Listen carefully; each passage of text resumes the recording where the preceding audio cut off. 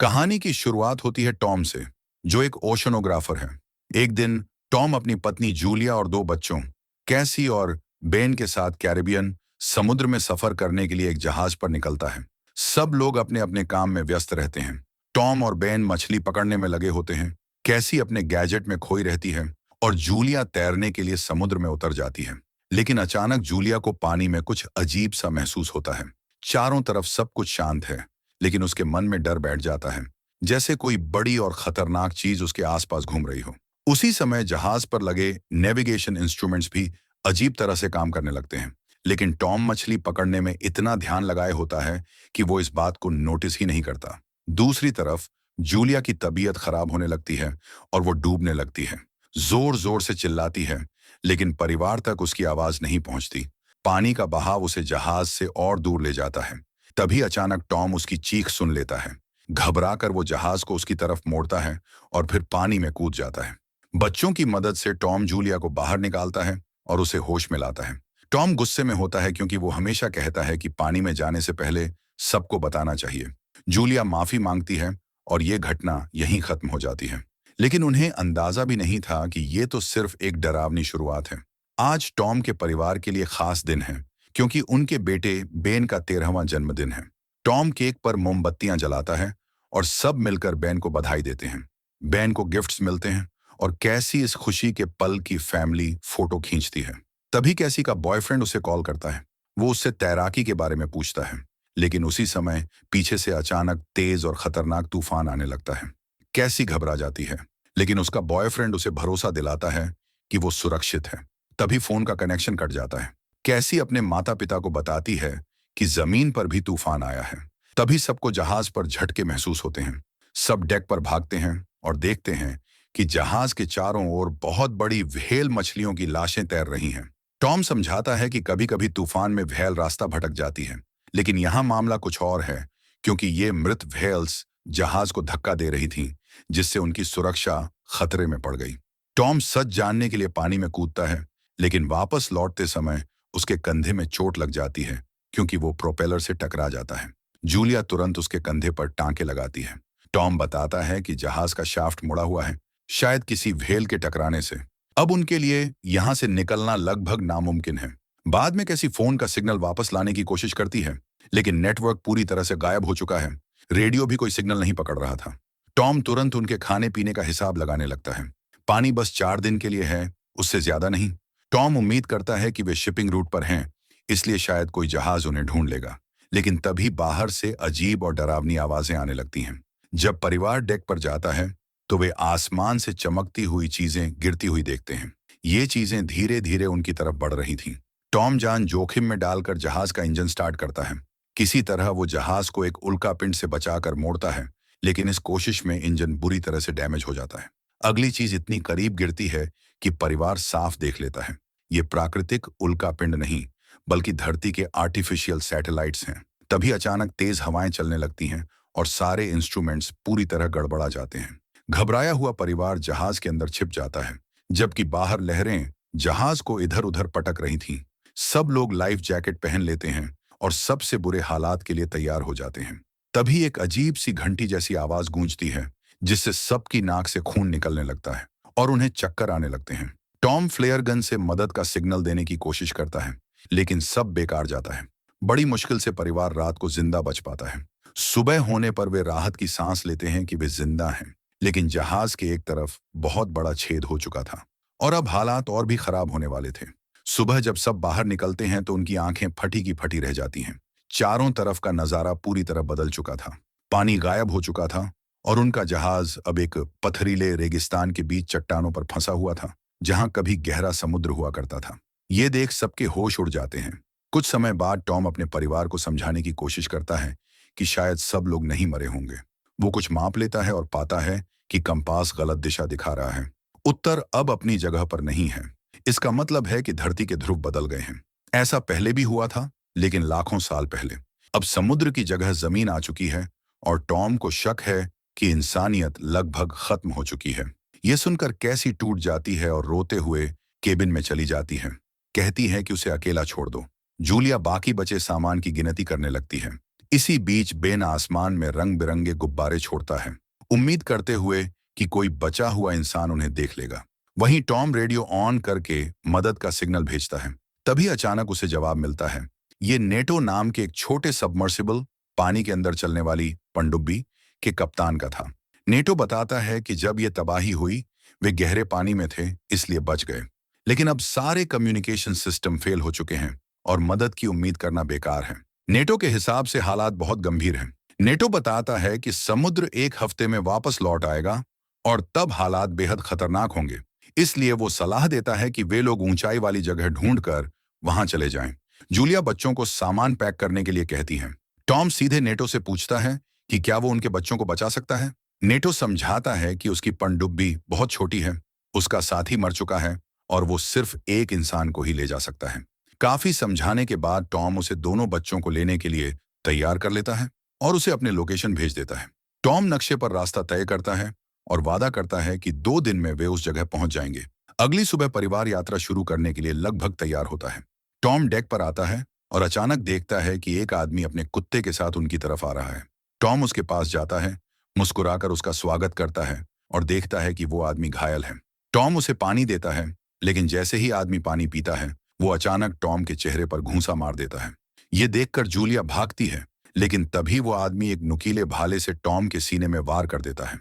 Julia ये सब देखकर डर से जम जाती है। कुत्ता उसे पास नहीं आने देता और टॉम को बचाना नामुमकिन हो जाता है। जूलिया भागकर जहाज की तरफ दौड़ती है, लेकिन वो आदमी उसका पीछा करता है और उसके हाथ में चोट कर देता है। फिर भी जूलिया किसी तरह जहाज पर चढ़ जाती है। उसकी चीखें सुनकर बच्चे दौड़कर आते हैं और सब मिलकर दरवाजे को बंद कर देते हैं। जूलिया दरवाजा बंद करने के बाद तुरंत कैसी और बेन को एक लॉकर में छुपा देती है। वो अपनी बेटी को फ्लेयर गन देती है और कहती है, इसे सिर्फ आखिरी हालत में इस्तेमाल करना। इस बीच वो खतरनाक आदमी दरवाजा तोड़ने की कोशिश करता है और आखिरकार उसे तोड़ देता है। जूलिया पीछे के बाथरूम में जाकर अपने घाव पर पट्टी बांधती है। उधर घुसपैठिया सीधे किचन में जाता है और कुछ खाने के डिब्बे उठाता है, जिससे साफ पता चलता है कि वो भूखा है। खाने का डिब्बा पकड़कर वो जहाज में इधर उधर तलाश करता है, जबकि जूलिया खुद को बचाने के लिए किचन का चाकू उठा लेती है।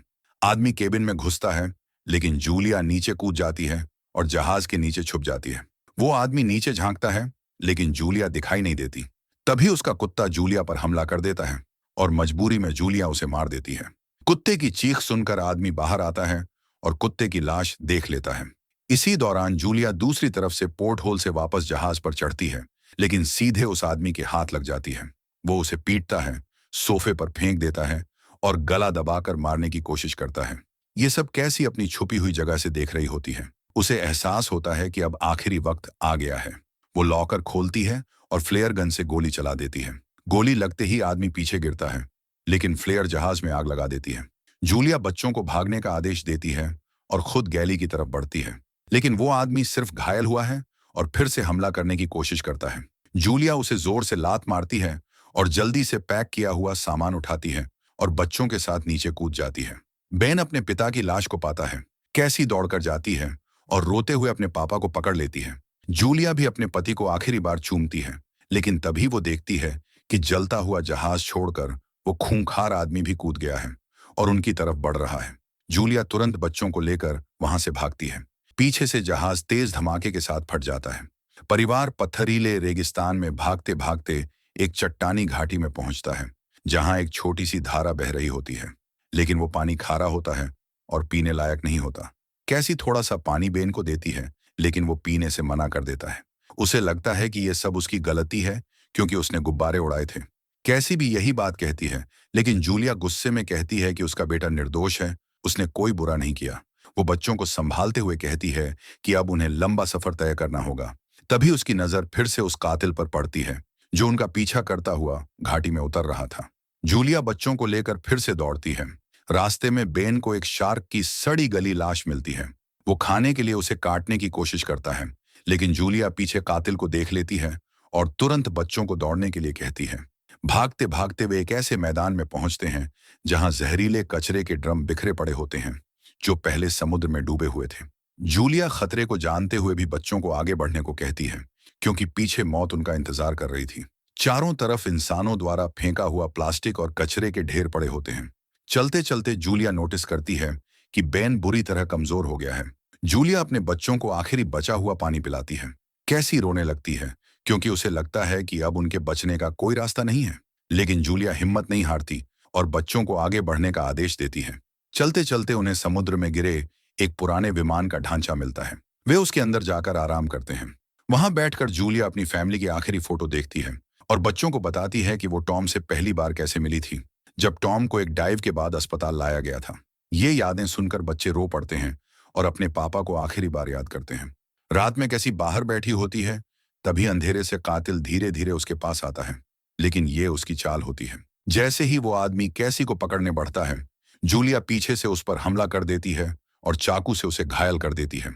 सुबह होने पर वे फिर निकलते हैं, लेकिन देखते हैं कि कातिल की लाश किसी जानवर ने नोच डाली है। इससे साफ हो जाता है कि इस वीरान जगह पर इंसानों से भी खतरनाक कुछ है। फिर वे आगे बढ़ते हैं। तभी बेन अचानक भागकर एक खारे पानी के गड्ढे से पानी पीने लगता है। जूलिया उसे रोकती है और खींचकर दूर ले जाती है। खारा पानी पीने के बाद बेन की तबीयत बिगड़ने लगती है। रास्ते में उन्हें कुछ प्लास्टिक की कुर्सियां मिलती हैं, जिनसे वे धूप से बचने के लिए एक अस्थायी शरण बना लेते हैं। सब अंदर आराम कर रहे होते हैं कि अचानक जूलिया को बाहर से अजीब सी आवाजें सुनाई देती हैं। वह बाहर जाती है और कुछ ऐसा देखती है कि तुरंत बच्चों को उठाकर भागने लगती है। भागते भागते वे दूर एक बड़ा जहाज देखते हैं, जिसके आसपास कई गिरे हुए कंटेनर और कुछ लोग घूम रहे होते हैं।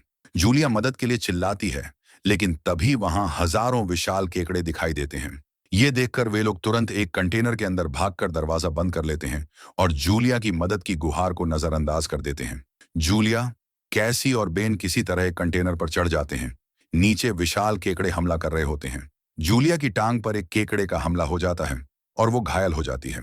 इसी बीच कंटेनर के अंदर छुपे लोग खुद को बचाने की कोशिश करते हैं, लेकिन केकड़े दरार से अंदर घुसकर सबको मार डालते हैं। जूलिया अपनी टांग पर कपड़ा बांधती है और दर्द से बेहोश हो जाती है। अगले दिन जब उसकी आंख खुलती है तो बच्चे वहां नहीं होते। घबराकर वो उन्हें पुकारती है, लेकिन तभी पता चलता है कि केकड़े आगे बढ़ गए हैं और बच्चे खाने पीने का सामान ढूंढने नीचे गए हैं। जूलिया अपने घाव को जलाकर ठीक करने की कोशिश करती है, जबकि बेन कुछ हथियार ढूंढ लेता है। कंटेनरों में खोजते खोजते उन्हें थोड़ी सी खाने की चीजें और पानी मिलता है। जूलिया को एक रेडियो भी मिलता है, जिससे वह मदद के लिए सिग्नल भेजती है। जूलिया रेडियो से संपर्क करती है और जवाब आता है नाटो का।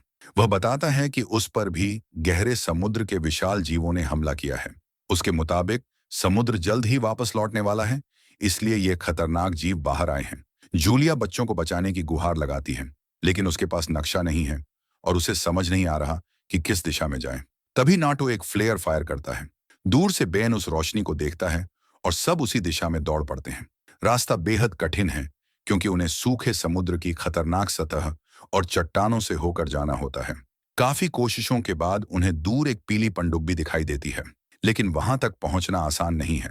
वे एक संकरे रास्ते से गुजरते हैं जो जहरीले कचरे से भरा होता है। तभी एक चट्टान खिसक जाती है और जूलिया बच्चों से अलग हो जाती है। वह उन्हें आगे बढ़ने का आदेश देती है। कैसी मना करती है, लेकिन जूलिया रोते हुए कहती है कि अपने भाई को बचाना ही सबसे जरूरी है। मुश्किलों के बाद कैसी और बेन पनडुब्बी तक पहुंचते हैं, लेकिन अंदर कोई नहीं होता। अचानक नाटो बुरी तरह घायल हालत में बाहर से आता है। वह कहता है कि उसके पास ज्यादा समय नहीं है और बच्चों को तुरंत पनडुब्बी पर चढ़ने को कहता है। लेकिन तभी कैसी अपनी मां को बचाने के लिए वापस दौड़ जाती है। जूलिया उस वक्त विशाल केकड़ों से लड़ रही होती है और उसकी गोलियां लगभग खत्म हो चुकी होती हैं। दूसरी तरफ कैसी चट्टानों पर चढ़कर अपनी मां की तरफ हाथ बढ़ाती है। जूलिया पूरी ताकत लगाकर ऊपर चढ़ती है और दोनों आखिरकार सबमरीन तक पहुंच जाते हैं। उसी समय विशाल केकड़े नाटो को पकड़ लेते हैं और वह उनकी पकड़ में मर जाता है। जूलिया और बच्चे जल्दी से सबमरीन में चढ़ते हैं। तभी अचानक दूर से एक विशाल लहर आती है। वो लहर सबमरीन को पानी में उठा लेती है और चट्टानों के ऊपर से घसीटते हुए बहा ले जाती है। इस दौरान जूलिया की आंखों के सामने पिछले कुछ दिनों की सारी भयानक यादें घूमने लगती हैं। थकान और सदमे से वह बेहोश हो जाती है। जब जूलिया को होश आता है, सबमरीन रुक चुकी होती है। वह हैच खोलती है और बाहर निकलती है। बाहर का नजारा चौंकाने वाला होता है। वे एक तबाह शहर में पहुंच चुके हैं, जिसे समुंदर की लहर ने ढक लिया था। और इसी सीन के साथ ये फिल्म खत्म हो जाती है।